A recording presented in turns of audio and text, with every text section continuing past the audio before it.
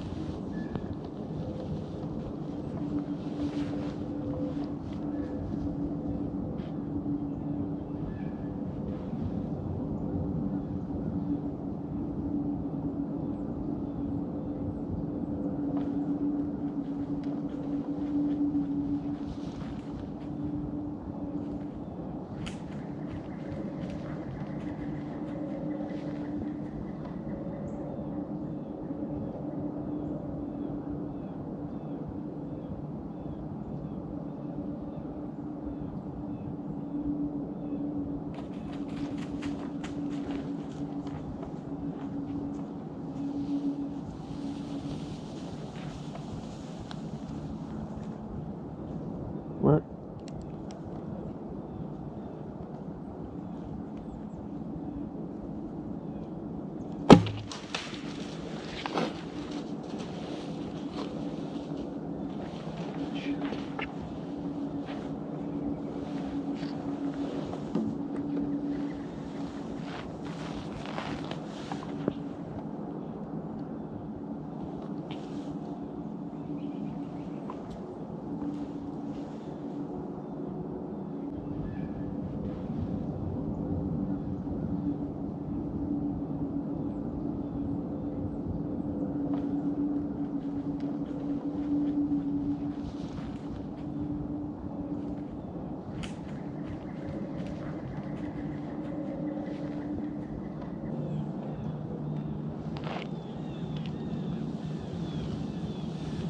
Well, I can't seem to catch a break here.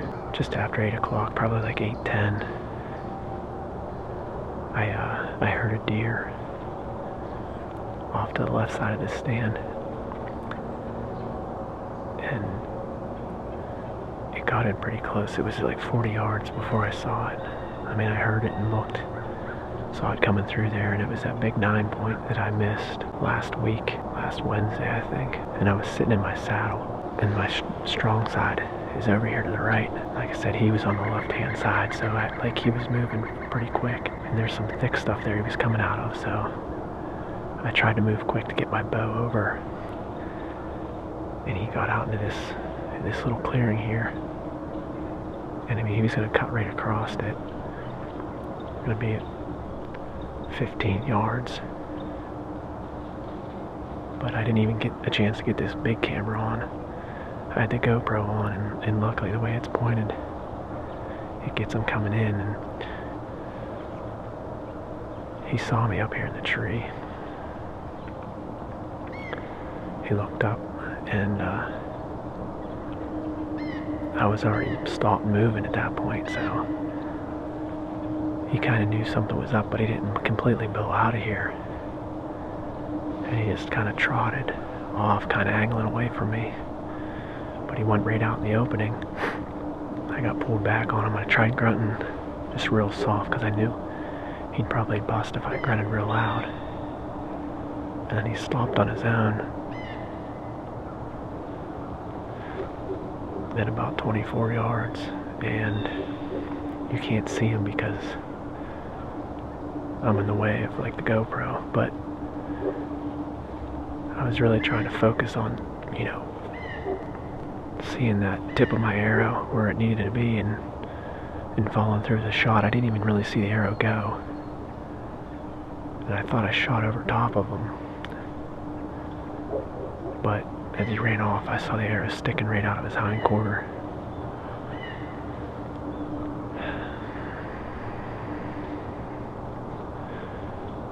But he ran out around there to about 50, 60 yards. Swung around this ditch and stopped over there. And then I didn't really hear him or see him go up that hill. But then there was a deer up top that I'm assuming was him. I don't mean, chance of another deer being up there, I don't know. But the deer up there snorted. And I'm not sure, like, why he would snort up there after he was like down here and busted the first time. Like, the wind's not going up there. It's still getting sucked down. The sun's just hitting here. It's getting sucked down right by the bottom of the tree. But I tried to put the binoculars on it, and I only saw like a flash of a deer up there, so.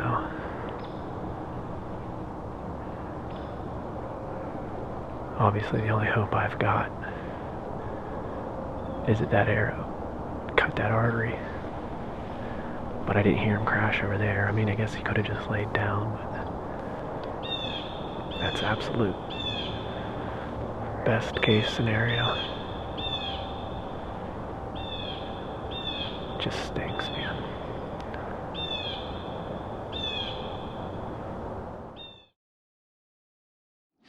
So it's been an hour and a half now since, I waited an hour up there, and then I started packing some stuff up and got down the bottom of the tree and took some clothes off and the saddle off and all that stuff. But I just walked over here to where the buck came through from. Right back in there. That's where he came. He walked right in through here. And now that I get on the ground, I can now see why any little bit of movement would have been easy to see for a deer down here. You can see my stuff right up there in that opening, that big V, and just imagine me up there flailing around trying to get a shot. He was behind this brush here, but I'm pretty much skylined in that V of that tree. But he was gonna head right out through here, and he looped up around, so I'll go up to where I shot. So I just got up around here pretty much to where he went out of sight. Found the first bit of blood.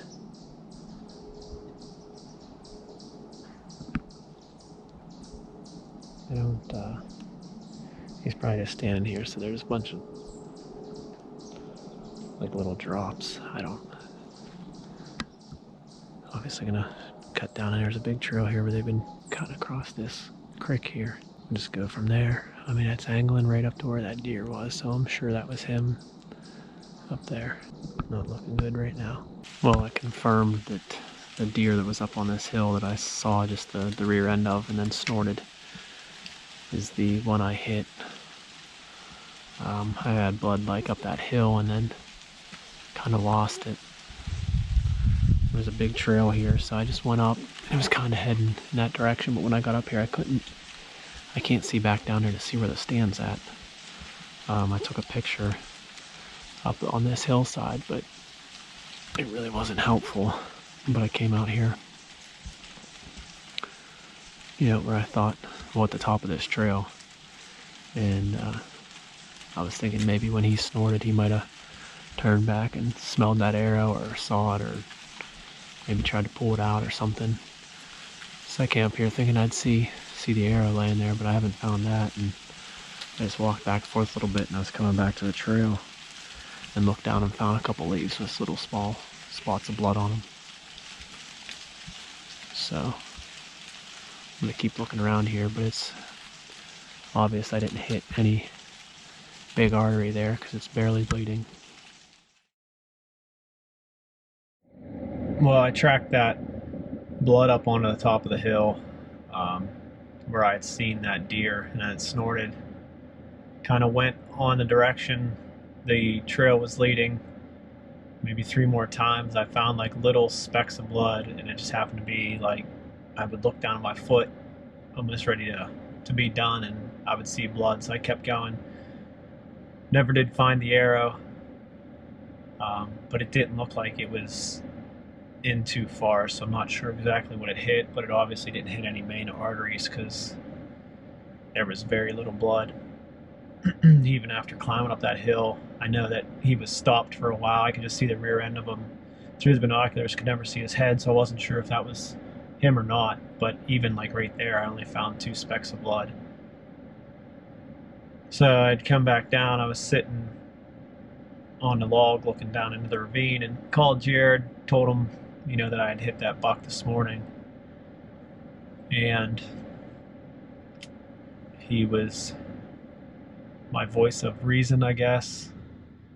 And I'm gonna throw in the towel with the recurve, trying to go after these deer. It's not what I want to do, but I would even much rather shoot one with a compound rather than shoot one, during rifle season. And then, I mean, that's not even saying that I would shoot one in rifle, but I mean, I feel confident, like in the yard, obviously shooting at targets, but I've had more than enough opportunities to make it happen with the recurve, and it's just, I need more practice, and it's not fair to the animals to keep chasing them with that, and I don't want to be done hunting. I know that buck's not fatally wounded. He's going to go up there and chase more does around. He'll probably, show up on camera, and it'll just be a flesh wound. I don't know how many more opportunities I'm going to get.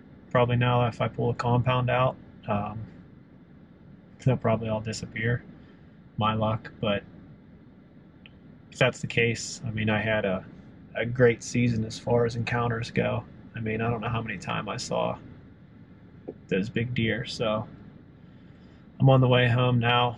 I'm going to get the compound out and run back in there and jump in that tree. I left the rest of the stuff up there, so that's the plan. And like I said, not happy about it, but it's the right thing to do. So we'll see you when I get back in the stand. Back up in the tree for this afternoon, and as you can see over my left shoulder, I've made a change of weapons.